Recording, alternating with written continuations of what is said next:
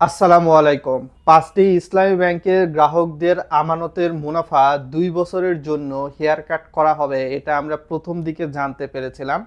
তবে গ্রাহকদের জন্য এবার স্বস্তির খবর দেওয়া হয়েছে। কেননা বাংলাদেশ ব্যাংক গ্রাহকদের মুনাফার অর্থ পুরোপুরি হেয়ার কাট না করে এই বিষয়টাকে কিন্তু পুরোপুরি আবার নতুন করে পর্যালোচনা করেছে। যার মাধ্যমে গ্রাহকরা তাদের আমানতের যে মুনাফাটা রয়েছে গেল ২ বছর অর্থাৎ ২০২৪ এবং ২৫ সালের এটার একটা সুনির্দিষ্ট পরিমাণ মুনাফা কিন্তু পাবেন। এখানে বাংলাদেশ ব্যাংক সরাসরি দেশের প্রথম সারির বেশ কিছু নিউজ পেপার সূত্রে যে বিষয়টা জানিয়েছে সেটি হচ্ছে গ্রাহকরা তাদের আমানতের যে মুনাফার টাকাটা সেটা এফডিআর, সেভিংস, কারেন্ট, এসএনডি বা ডিপিএস হিসাবগুলোর ক্ষেত্রে সর্বোচ্চ ৪% পর্যন্ত পেয়ে থাকবেন। পুরোপুরি মুনাফাটা কেটে নেওয়া হবে না, বিষয়টা পর্যালোচনা করা হয়েছে। তো বাংলাদেশ ব্যাংকের এই সিদ্ধান্তটাকে আপনারা কেমনভাবে দেখছেন, ভালো নাকি মন্দ, ভিডিওর কমেন্ট বক্সে অবশ্যই লিখে জানাতে ভুলবেন না। আর ভিডিওটা লাইক শেয়ার করে আরও মানুষকে জানিয়ে দিতে পারেন। তো এই বিষয়ে আপনারা হয়তো বা আর টিভি, প্রথম আলো, কালের কণ্ঠ, আমার দেশ বেশ কিছু নিউজ পেপারের সোর্স দেখা দিচ্ছি বিশ্বাসযোগ্যতার কারণে। তো এক্ষেত্রে বাংলাদেশ ব্যাংক যেই সিদ্ধান্তটা দিয়েছে সম্মিলিত ইসলামী ব্যাংকের, সেক্ষেত্রে দেখা যাচ্ছে 5টি একীভূত ব্যাংক: ফার্স্ট সিকিউরিটি ইসলামী ব্যাংক, সোশ্যাল ইসলামী ব্যাংক, গ্লোবাল ইসলামী bank, union bank, Exim bank.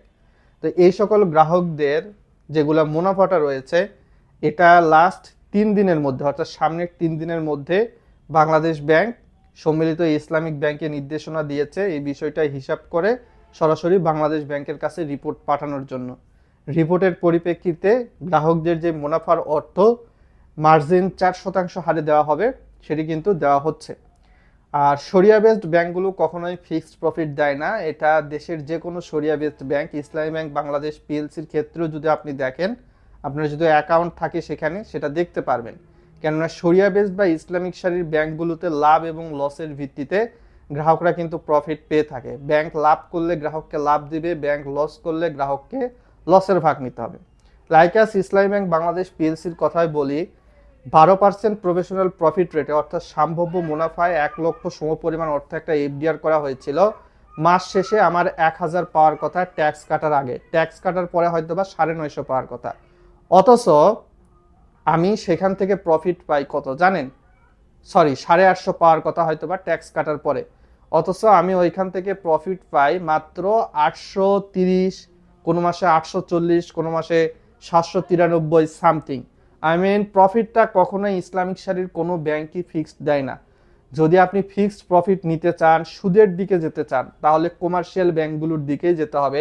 আপনি আল্লাহর প্রতি ভরসা রেখে বা শরিয়া বেসড শরিয়া ব্যাংকিংয়ের প্রতি ভরসা যখনই রাখবেন তখনই লাভ এবং লোকসানের ভিত্তিতে আপনাকে কিন্তু প্রফিটটা ব্যাংক শেয়ার করবে এবং সেটাই আপনাকে নিতে হবে। বাকি সিদ্ধান্ত আপনার, আসলে আপনি কোথায় ডিপোজিট করবেন।